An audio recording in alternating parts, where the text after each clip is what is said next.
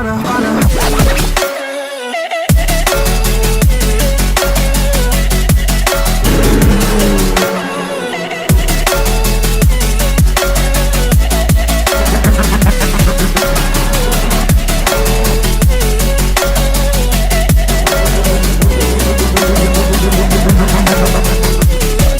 spek standar sih kayak suspensinya juga udah sesuai yang racing spek. Jak, ini ada tombol-tombol nih, Jak. Ini kan orang awam nih. Ini yang merah buat apa nih, Jak? Untuk lap time-nya. Kayak tambahan lap time juga, tapi ini memang semuanya berubah, Cak, kalau kita perhatikan. Jadi kelebihan CBR di mata kamu pada saat kamu ngebir motor ini apa? Kamu top speed nih. Rekor kamu menggunakan CBR ini pada saat balap berapa top speed? kalau seingat saya Cross him, you might drop dead. Metaphorically, of course, settling the score. Never getting bored, loves the blood and gore. Always wanting more, feeding from the source. They don't really understand until they feel the force to part it. If you start shit, you'll be heartless in the darkness. Torn apart quick, you left scars ripped. You'll be chewed up and discarded. And this world ain't right, won't accept it. Negative energy, I expect it. Once it's in your mind, it's infectious. So fight for your life and reject it. You better give me space, I'm protected. My adrenaline spikes when I'm threatened. And if you stay in my way, I'm aggressive. Cause when there's no exit, I'll kill when I'm desperate. Jadi inilah senjata yang digunakan oleh teman-teman dari Astra Honda Racing Team. Dan kebetulan ini adalah AP250 nantinya, 250cc. Dan ini adalah motor Reza Danica. Dan kalau kita lihat, Cak, memang secara look semua motor berubah total. Fairingnya berubah total. Fairingnya dirombak lagi oleh tim dari Astra Honda. Dan kita perhatikan juga belakangnya pun berubah. Ya, kalau kita lihat di bagian depan sini, Cak, Mas. Visornya lebih tipis ya, kalau kita lihat nih. Jadi standar di teman-teman balap ternyata visor ini tipis banget. Tipis dan bening aja ya. Bening banget. Jadi kalau teman-teman suka yang muda smoke, nggak berlaku, Cak, di balap. Nah, kemudian juga di bagian sini kita lihat ada rem R, ini fungsinya berubah. Ini biasanya kan lampu nih, Cak. Tapi untuk yang versi balap ini sudah berubah menjadi rem R full. Rem R full. Kemudian di bagian samping sini, Kang Mas, ya. Bagian belakang sini kita lihat kontrol-kontrolnya ya. Jadi bagian sini ternyata ada mapping yang kita sudah share ke sampai tadi, dan juga di bagian di sini turbo cam-nya juga standar ya, tapi di bagian suspensinya sudah berubah. Suspensinya berubah, dan di sini adalah informasi dari ECU-nya. Banyak sekali informasi yang memang kita nggak bisa lihat karena mati kondisinya. Dan ada steering damper di dalam sini, Cak. Steering damper ya, Öhlins punya di bagian dalam.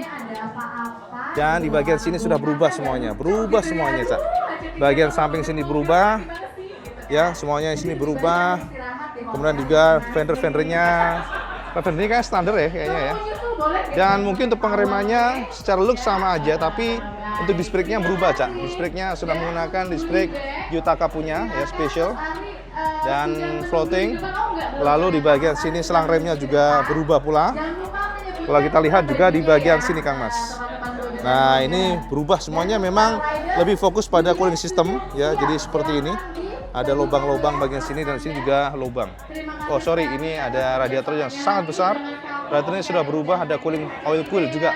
Oil cool dan radiator yang sangat gede. Dan kalau kita lihat di bagian sini, Kang Mas. Sini ya, ini copot semuanya. Ini body-bodinya, Cak. Bodinya ada bodinya lagi, dan juga kalau kita lihat engine-nya sama. Selalu keluarnya tapi dalamnya berubah. Footstep-nya berubah pula. Footstep berubah ya.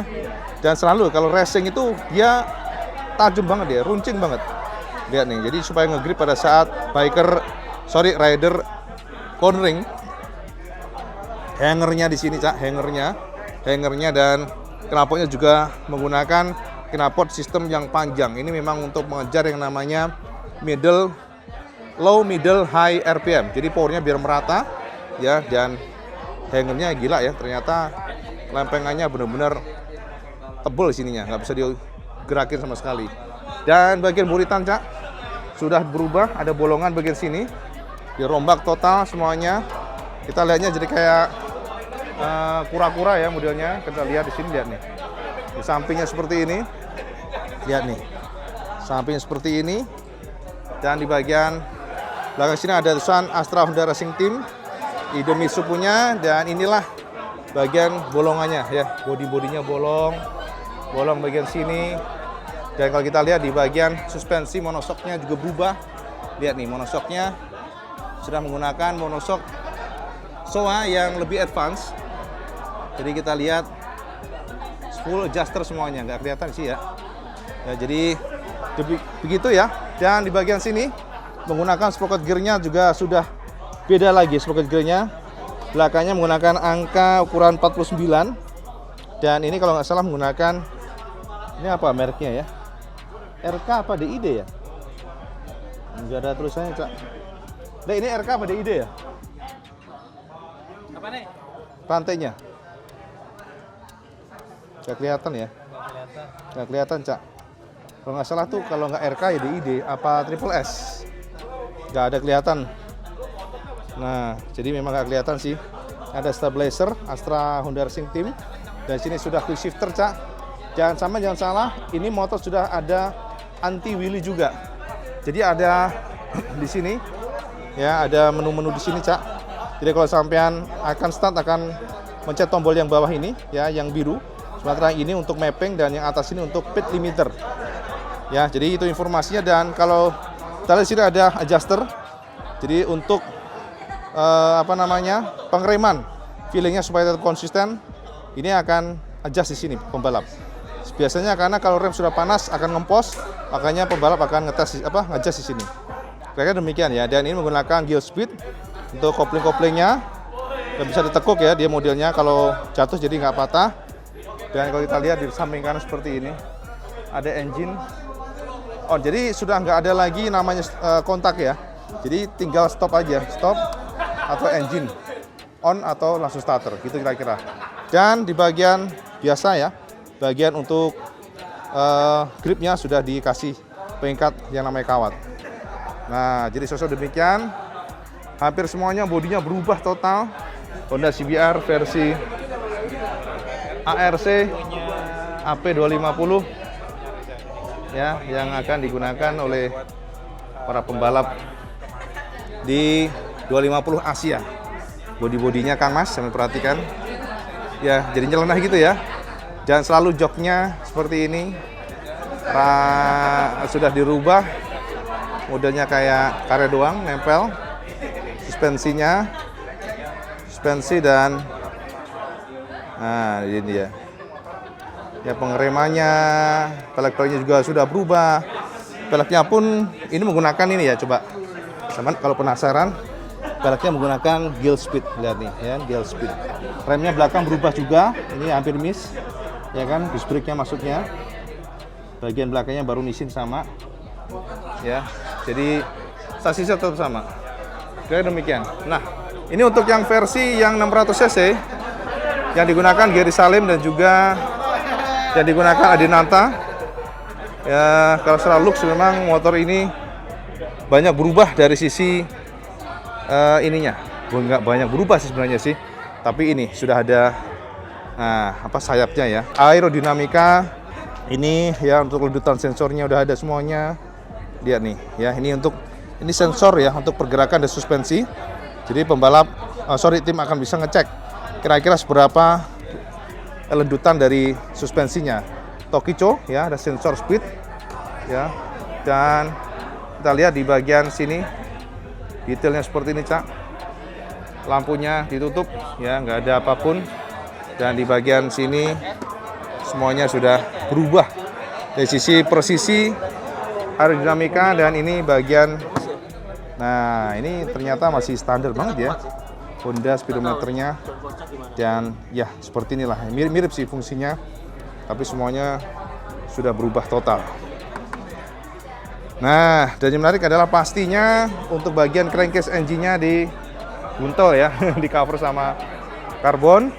Termasuk juga di bagian exhaust-nya. Ini knalpotnya, Cak, sudah ada aluminium foil supaya nggak panas. Dan detail dari CBR 600 RR, senjata dari Gary Salim. Nah, seperti ini belakangnya. Ya, swing arm-nya ini kayaknya beda ya swing arm-nya. Swing arm-nya beda kayaknya, bukan aslinya. Menggunakan disc brake-nya, satu piston untuk pengeremannya. Dan ini knalpotnya bahkan, nah ini dia sekali lagi selalu tajam banget ini untuk yang namanya footstep. Ya, jadi sosok yang seperti ini CBR 600 RR. Yes. Nah, pilih apa? Oh, geleng-gelengnya apa? Apik motornya. Apik lah, motor larang kok. Rumit itu ya? Hah? Rumit? Iya, rumit CBR 250. Di depan seperti ini, Cak. Nah, semoga aja nanti merah putih makin jos. Jadi kita lihat perjuangan mereka nanti.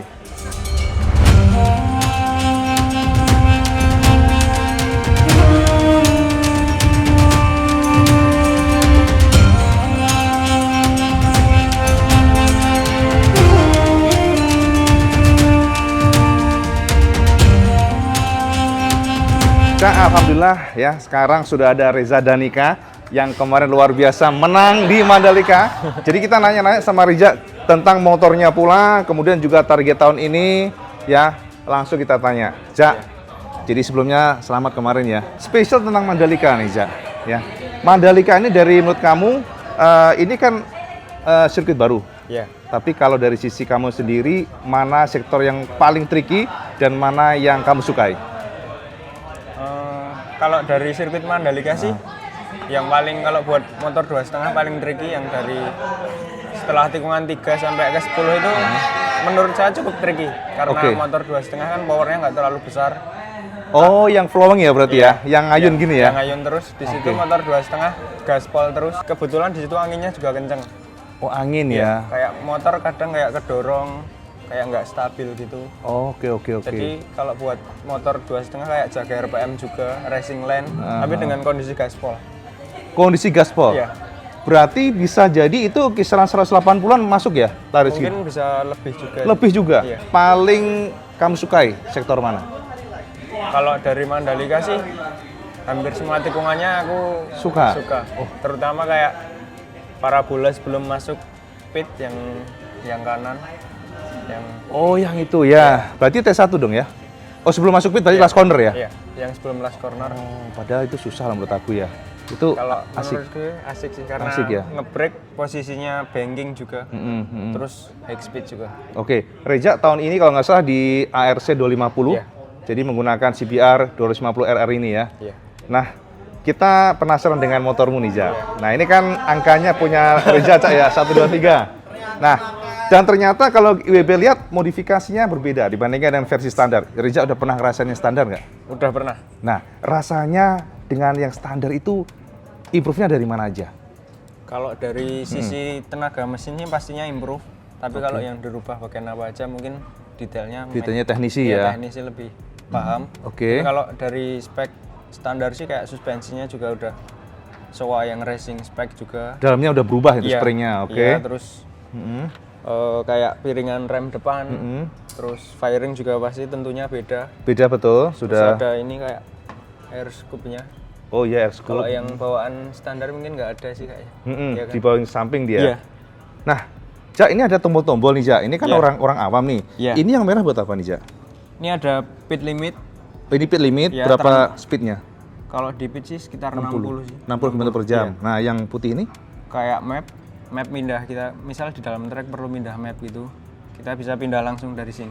Oh, maksudnya untuk ngatur apa nih mapnya nih? Kayak mapping motor mungkin kita butuh lebih kering atau engine brake lebih keras juga. Kalau kita balap tuh disesuaikan dengan ininya berarti ya, kondisi. kondisi di dalam track. Oh, misal kita butuh lebih kering, lebih apa gitu bisa dirubah. Powernya lebih ini Iya. atau ngirit bahan bakar. Iya, bisa. Oh, kalau yang biru? Kalau ini launch control. Oh, pada saat start. Iya. Anti wheelie-nya ya? Iya. Oh, ada anti wheelie-nya, Cak. Gila, ini tambahan berarti nih. Iya. Kalau ini on off? Ya engine stop aja sih. Oh, engine stop. Starternya kan dari sini. Iya. Starter dari sini. Nah, ini apa ini yang di sini nih? Man, kasih tunjuk, Man. Ini, Man. Ada kasih tunjuk ini apa nih? Ini untuk tambahan- lap time-nya. Kayak tambahan lap time juga, tapi ini mungkin bawaan dari ECU-nya sih. Kayak rest panel-nya gitu. Oh, ECU-nya pakai ini ya, kalau nggak salah kan eraser ya? Iya, eraser. Eraser ya, oke. Oke, jadi memang semuanya berubah, Cak. Kalau kita perhatikan, sepertinya Honda ingin meracik aerodinamikanya lebih advance, itu ya. Iya. Biasanya koefisien drag-nya lebih minim, sehingga pembalap lebih lincah ya. Iya. Terus braking-nya juga lebih, ini bobotnya lebih ringan nggak sih kayaknya ya? Mungkin bisa lebih ringan. Lebih Kalau ringan seingat saya sih sekitar 140-an kilo sih. Wih, gila. Jauh banget, gila ya. Jauh banget ya. Oke, Jak, jadi kelebihan CBR di mata kamu pada saat kamu ngebir motor ini apa? Ya tentunya handlingnya nyaman kayak di high speed corner, hard braking juga bisa stabil gitu. Terus Oke. powernya juga aku ngerasain akselerasinya bagus, top speednya juga. Mantap. Mantap. Nah, ngomongin top speed nih. Iya. Rekor kamu menggunakan CBR ini pada saat balap berapa top speed? Kalau seingat saya sih waktu balap paling tinggi ya. Ha-ha. Paling tinggi sekitar 200-an lebih, mungkin 202, 203. 202, 203. Itu tapi Kenceng juga ya. waktu slipstream sih. Oh, slipstream. Iya. Oke, pada kondisi normal berarti kalau kita ngebir Mandalika tuh 190 dapat ya?